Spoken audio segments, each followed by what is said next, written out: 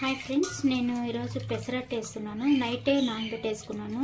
ఒక గ్లాస్ పెసరపప్పు, ఒక గ్లాస్ శనగపప్పు, ఒక గ్లాస్ ఉద్దిపప్పు, ఒక గ్లాస్ బ్రౌన్ రైస్, అంతే. ఇంట్లో ఉన్నవి ఇవే వేసాను. నేను మీకు ఇది మిక్సీకి పట్టి దోశ వేసి చూపిస్తాను. చాలా మంచిది హెల్త్కి. వారానికి ఒకసారి ఇలా ట్రై చేసి చూడండి, చాలా మంచిది ఫ్రెండ్స్. ఇదిగోండి బ్రౌన్ రైస్ ఇక్కడ ఉంది చూడండి. ఏదైనా మనం గాలించి మిక్సీలో వేసుకోవాలి.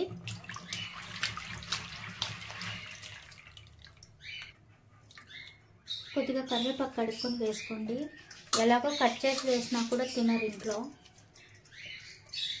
ఇలా మిక్సీకి పట్టి బరకగా వేసేస్తే తినేస్తారు కదా, హెల్త్కి చాలా మంచిది. 5 ఎండుమిర్చి, జీలకర్ర ఒక 1/2 టేబుల్ స్పూన్ చాలు. అల్లం కొద్దిగా వేసుకుంటే జీర్ణశక్తి చాలా బాగుంటుంది అంటారు. వాయి కూడా ఎత్తేస్తుంది. ఒకసారి ట్రై చేసి చూడండి. నేను ఇంత వేయను, ఇది కొద్దిగా తీసేసి ఇది మట్టంగా వేస్తాను చూడండి. నేను ఒక చిన్న టిప్ చెప్తాను. అల్లంని ఎప్పుడు అంతా కట్ చేసేయకండి, తోలంతా పీల్ చేసేస్తూ ఉంటారు కొద్దిగా కొంతమంది. చాలామంది అలాగే చేస్తారు. ఈ కొసలు కట్ చేసి నీట్గా కడిగేసుకున్నాం అనుకోండి, చాలా మంచిది. అప్పుడప్పుడు ఇలా కూడా తినాలి. ఇందులో వచ్చేసి ఎక్కువ కాల్షియం ఉంటుందంట చెప్తారు, నాకు తెలియదు. పెద్దవాళ్ళు చెప్పింది వినాలి కదా. ఒకసారి మీరు ట్రై చేయండి.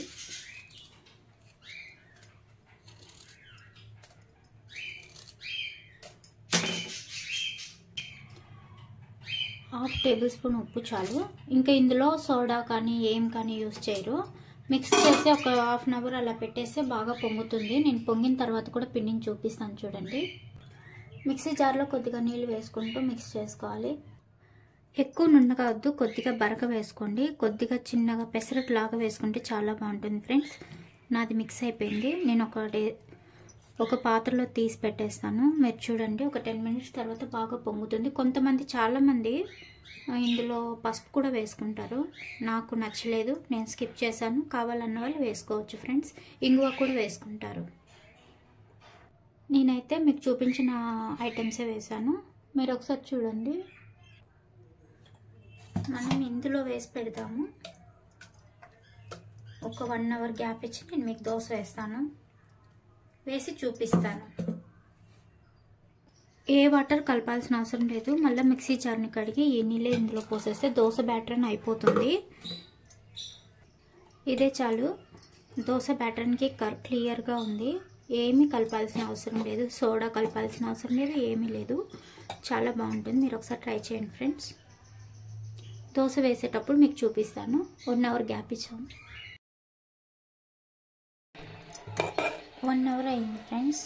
చూడండి, బ్యాటర్ బాగా వచ్చింది. ఇందులో సోడా ఏమీ అవసరం లేదు. దోశ వేసుకుందాం.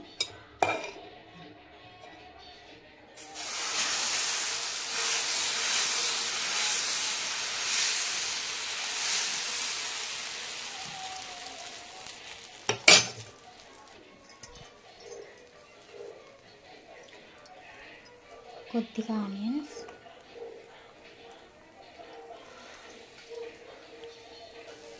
తురిమిన క్యారెట్, కొద్దిగా ఆయిల్.